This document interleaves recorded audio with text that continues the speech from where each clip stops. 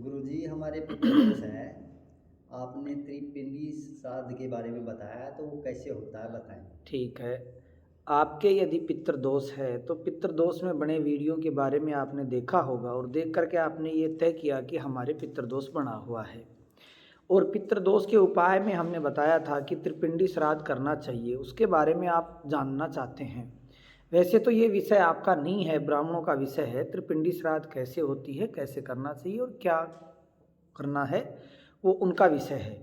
आपका विषय इतना ही है कि आप प्रेम पूर्वक मान सहित श्रद्धा आस्था विश्वास के साथ विप्रों को प्रणाम करें और प्रणाम करके उनके सामने उनके चरणों में आदर से भाव से अपने प्रश्नों को रखें कि इस प्रकार से ये समस्याएं हैं और इन समस्याओं का हमने हमारे गुरुदेव से पूछा है कि इसका उपाय क्या है और गुरुजी ने बताया है त्रिपिंडी श्राद्ध। तो हे विप्रदेव, वो त्रिपिंडी श्राद्ध आप करें। इसमें क्या रहेगा, कैसे रहेगा, वो सब आपको बता देंगे। फिर भी मैं अल्पज्ञ या जो मेरे जैसे ब्राह्मण हैं जिनको समय से संगत नहीं मिली या ज्ञान नहीं मिला या उनके भाग्य में ये कमी रही कि उनको अच्छे गुरुओं का सानिध्यता नहीं प्राप्त हुई या फिर आर्थिक युग में वो उस दिशा की ओर नहीं जा पाए। बहुत से ऐसे पंडित हैं जो त्रिपिंडी श्राद्ध के बारे में नहीं जानते हैं। तो उसके बारे में हम आपको बताना चाहेंगे कि त्रिपिंडी जो श्राद्ध है इसमें सीधा सीधा है त्रिपिंडी। यत पिंडे तत् ब्रह्मांड, पहले तो ये है। दूसरा पिंड, तीन पीढ़ी भी इसको लोग बोलते हैं। तो तीन पीढ़ियों का किए जाने वाला श्राद्ध त्रिपिंडी श्राद्ध होता है। जो श्राद्ध करता होता है वो अपने माता पिता, दादा दादी, परदादा परदादी के लिए श्राद्ध करता है। अर्थात वो अपने माता, नाना नानी, परनाना नानी और तीन पीढ़ियों की उधर से श्राद्ध, अपनी माँ से तीन पीढ़ी, माँ की तीन पीढ़ी, पिता की तीन पीढ़ी, यहाँ तक कि इसमें आप अपने ससुराल पक्ष की भी तीन पीढ़ी ले सकते हैं। और मेरा तो मानना ये है कि त्रिपिंडी श्राद्ध में जितनी भी आत्माएं आपसे संबंध रखती हैं, आप इस मृत्युलोक में आए हो और मृत्युलोक में आने के बाद या आने से पूर्व जन्म जन्मांतर, हमारा सनातन धर्म पूर्व जन्म को मानता है, अग्रिम जन्म को भी मानता है। तो पूर्व जन्म जन्मांतर जो भी पीढ़ियां हैं या जो भी आत्माएं आपसे संबंध रखती हैं या जिन आत्माओं के क्षेत्र में आप निवास करते हैं, संसार से, व्यवहार से, परिवार से, संस्कार से और गोत्र वंश से जुड़ी हुई आत्माओं की मुक्ति का साधन त्रिपिंडी श्राद्ध है। अब जब वो आत्माएं अधिक प्रभावशाली हो जाती हैं, उनकी वजह से जो समस्याएं आती हैं, वो तो आपने उस वीडियो में सुना होगा पितृदोष वाले में कि क्या क्या दोष होते हैं। उनकी मुक्ति के लिए त्रिपिंडी श्राद्ध का आपने उपाय सुना है। तो त्रिपिंडी श्राद्ध में विप्रदेवों के द्वारा किसी तीर्थ पर, वैसे तो वाराणसी में भी, काशी में कोई भूत प्रेत शिला के पास करते हैं, ये अनुष्ठान चलते रहते हैं वहाँ। और नाना प्रकार की जो है गया में भी श्राद्ध विधि विधान पूर्वक पंडित लोग करते हैं। कुछ समस्याएं हैं जो आर्थिक सुविधाओं को लेकर के, आर्थिक साधनों को लेकर के एक साथ ही कई यजमानों को बिठा करके कर देते हैं, जिससे इसके फल में न्यूनता आती है, कमी आती है। तो ये एक ही यजमान को विशेषकर करना चाहिए, या दो यजमान साथ में बैठते हैं तो पंडित उनके अलग होने चाहिए। यह नहीं कि 5 ही पंडितों से 2 4 5 10 यजमानों का काम हो गया हो।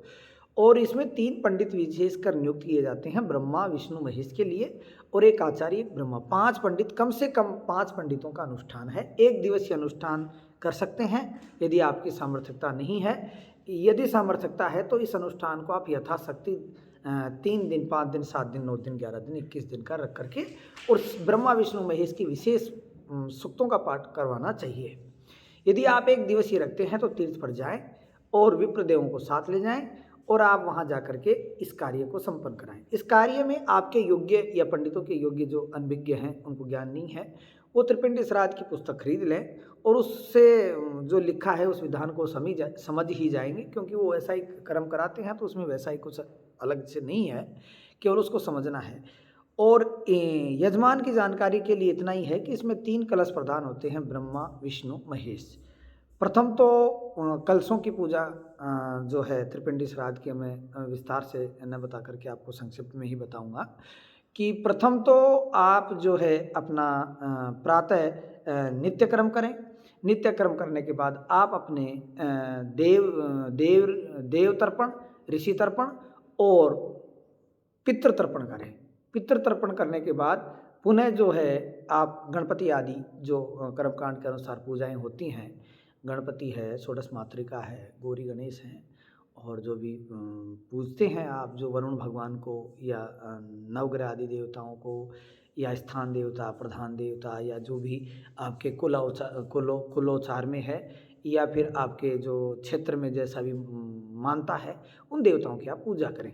पूजा करने के बाद जब रक्षा विधान करने के बाद प्रधान कार्य प्रारंभ होता है त्रिपिंडी श्राद्ध का, तो उसमें संकल्प आदि करते हैं और संकल्प आदि करके प्रथम तो 3 कलशों की पूजा करते हैं, ब्रह्मा विष्णु महेश भगवान को मान करके 3 कलशों की पूजा करके आसन पूजा करते हैं। आसन पूजा में ब्रह्म भगवान के आगे जितने भी रजोगुणी पितृ प्रेत हैं वो आते हैं और सतोगुणी विष्णु भगवान के आगे आसन पर आते हैं और तमोगुणी भगवान रुद्र के आगे आते हैं। आसन पूजा होती है। आसन पूजा होकर के छठ पूजा करते हैं और छठ पूजा करके पिंड पूजा करते हैं और पिंड पूजा करने के बाद जो भी है आपकी सामर्थ्यता है विप्रों के लिए दान धर्म कर्म करते हैं और गौ का दान करते हैं। अब गौ का दान यदि संभव नहीं है तो गौ के लिए चारे का दान अवश्य करना चाहिए। विधि का लोप न हो, जितनी आपकी सामर्थ्यता है उतनी आपको अवश्य करनी चाहिए। यदि आप गाय दान नहीं कर सकते तो गाय के लिए कुछ चारा वगैरह दान अवश्य करें।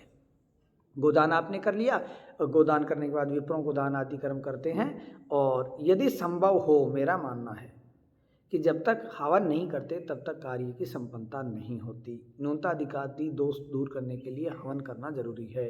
तो त्रिपिंडी श्राद्ध का कार्य करने के बाद आप ब्रह्मा विष्णु महेश को विशेष मान करके हवन कर्म अवश्य करें और हवन कर्म करने के बाद जो भी आपके दैनिक कर्म हैं और श्राद्ध निकाल करके और गोग्रास निकाल करके और आप अपना वो सारा कार्य संपन्न कर सकते हैं। इसके अलावा देखो, हम वीडियो पे यदि किसी बात को विस्तृत से बताते हैं तो वीडियो बहुत लंबे हो जाते हैं और लंबे होने के कारण लोगों के भाव उसमें बनते नहीं, सुनते कम हैं। इसीलिए हमने संक्षिप्त में आपकी जिज्ञासा का उत्तर दिया है। यदि इसमें आपको लगे कि हम कुछ सत्यता की ओर जा रहे हैं तो आप अलग से फ़ोन करके या मिल करके आप किसी भी विधान के बारे में, किसी भी पूजा के बारे में, किसी भी ज्योतिष से संबंधित जानकारियों के बारे में या सनातन धर्म से जुड़ी हुई जानकारियों को आप प्राप्त कर सकते हैं। हम आपकी सेवा में नियमित रूप से तत्पर रहते हैं और YouTube चैनल के माध्यम से भी हम सेवा में रहते हैं। जो भी प्रश्न आते हैं यथाशक्ति, यथामति, हमारी बुद्धि के अनुसार, यथा ज्ञान के अनुसार, संगत के अनुसार, जैसा हमने अनुभव किया है गुरुओं से या शास्त्रों से, वो आप तक पहुंचाते हैं। इस सेवा में यदि कोई कमी हो तो आप हमें फ़ोन करके बताएं और कमेंट्स के माध्यम से आप अपने विचारों से अनुग्रहित करें जिससे हम आपके प्रश्नों के उत्तर दे सकें। जब तक हम अगले वीडियो में नहीं आए तब तक राधे श्याम, जय श्री राम, प्यारे घन।